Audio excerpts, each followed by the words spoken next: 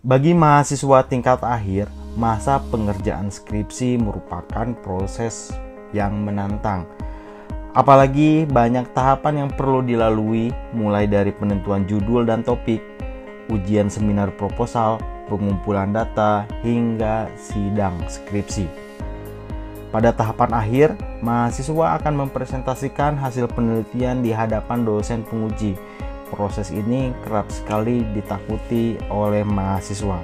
Pasalnya, mahasiswa akan dicecar dengan beragam pertanyaan untuk menguji keabsahan penelitian yang sudah dilakukan. Berikut ini adalah kumpulan pertanyaan yang sering ditanyakan oleh dosen penguji kepada mahasiswa. Simak dengan baik sebagai bentuk persiapan sidang skripsi. Yang pertama, pertanyaan yang sering ditanyakan adalah mengapa penelitian ini penting dilakukan? Diperkirakan pertanyaan ini hampir selalu muncul dalam sidang skripsi. Misalnya tidak keluar di sidang skripsi, pertanyaan ini pun akan diajukan dosen saat seminar proposal. Pertanyaan tentang urgensi ini memang cukup ampuh mengorek dasar penelitian yang dilakukan.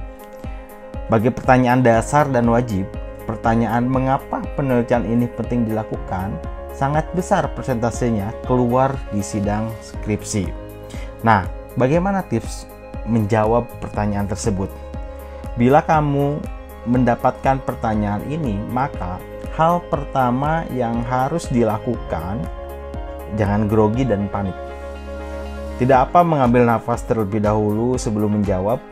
Kemudian ingat bagian latar belakang sidang skripsi kalian.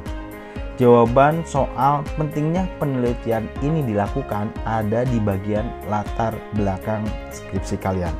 Selama kalian mengingat dengan benar dan jelas apa yang mendasari penelitian ini, maka tidak ada yang perlu dikhawatirkan. Kamu pasti dapat menjawab pertanyaan tersebut dengan baik. Jadi, kunci agar sukses menjawab pertanyaan semacam itu, kalian harus benar-benar memahami bagian pendahuluan skripsi. Bagian itu sangat krusial dan kerap dipertanyakan oleh dosen penguji. Pertanyaan kedua, mengapa kamu memilih judul penelitian ini? Banyak mahasiswa yang tidak menduga pertanyaan sederhana bakal ditanyakan. Terdengar sepele dan mudah sekali menjawabnya, bukan? Padahal pertanyaan ini sangat tricky. Sekali kamu salah menjawab, maka bisa dikatakan keseluruhan penelitian skripsi kamu bermasalah. Apalagi selama ini mahasiswa cukup sering mengabaikan perkara judul ini. Nah, bagaimana tips mengatasi jika kalian mendapatkan pertanyaan semacam ini? Pemilihan kata dalam judul merupakan representasi dari keseluruhan isi skripsi. Kalau tidak hati-hati memilih judul, maka tidak keselarasan antara judul dan isi skripsi. Makanya nggak jarang mahasiswa mendapatkan pertanyaan ini dalam sidang skripsi. Mahasiswa harus memahami dengan baik makna dari setiap kata yang ada di judul skripsi dan kaitannya dengan isi skripsi. Jadi mulai sekarang perhatikan pula judul skripsi kalian, apakah sudah benar. Pertanyaan ketiga, mengapa Anda menggunakan teori ini dibanding teori lain? Pertanyaan soal teori yang dipakai dalam skripsi juga sering muncul. Teori memang bagian dari skripsi yang krusial. Pasalnya, teori digunakan sebagai pisau analisis. Kalau teori kamu pilih kurang tepat, maka teori tersebut tidak bisa dipakai untuk menganalisis topik skripsi. Hasilnya, penelitian skripsi pun bermasalah karena alat untuk analisisnya saja kurang pas. Makanya, sebagai jaga-jaga, kalian harus mempersiapkan argumen yang kuat sehingga kalian bisa menjustifikasi kalau teori yang kalian gunakan memang tepat dan bisa dipakai untuk alat analisis. Perkuat argumen kalian dengan data yang lengkap dan sumber literatur yang tepat juga. Pertanyaan poin 4. Bagaimana kamu mendapatkan data? Nah, Kalau pertanyaan ini berhubungan dengan bagaimana cara kamu mendapatkan data penelitian, ini akan berkaitan dengan bab 3 skripsi tentang metodologi penelitian.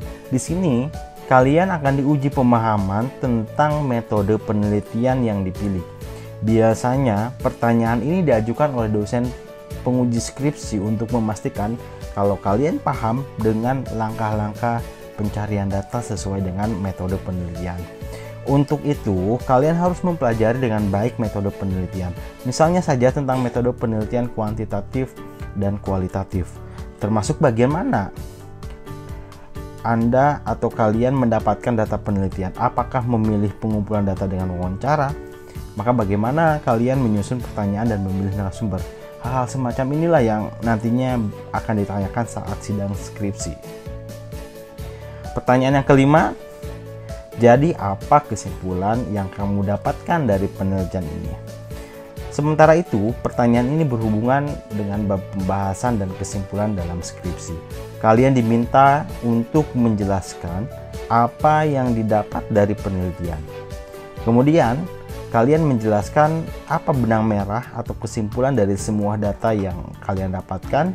Kemampuan dalam menganalisis akan diuji dalam pertanyaan ini, sehingga kalian bisa menjelaskan kaitan antara data penelitian. Apabila kalian dapat menemukan benang merah tersebut, maka kamu bisa menjawab pertanyaan dalam rumusan masalah penelitian. Nah, pertanyaan ini akan mengarahkan pada pertanyaan selanjutnya. Mungkin keluar dari dosen penguji apakah hasil penelitianmu sesuai dengan hipotesis awal atau tidak. Jika iya, mengapa? Jika tidak pun, mengapa? Jadi, persiapkan diri dengan baik. Kemungkinan kalian akan mendapatkan pertanyaan seperti ini dalam sidang skripsi. Pertanyaan ini seringkali muncul. Yang terakhir, pertanyaan yang sering ditanyakan, mengapa kalian memilih sumber-sumber bacaan ini? Coba terangkan apa yang kalian baca. Pertanyaan ini tergolong pertanyaan yang jarang diduga bakal keluar dalam sidang skripsi. Kalian pun bisa jadi tidak membayangkan sebelumnya. Tapi ada saja dosen penguji yang menanyakan hal literatur yang dipakai mahasiswa di daftar pustaka.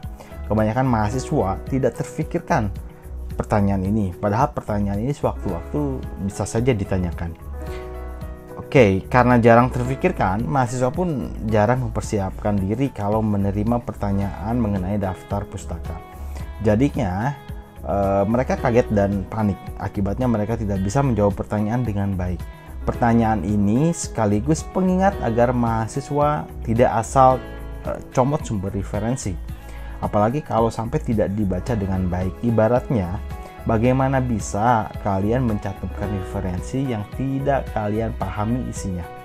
Kalau kalian asal comot dan sembarangan memasukkan referensi, maka kalian tidak memahami isi yang terkandung di dalamnya.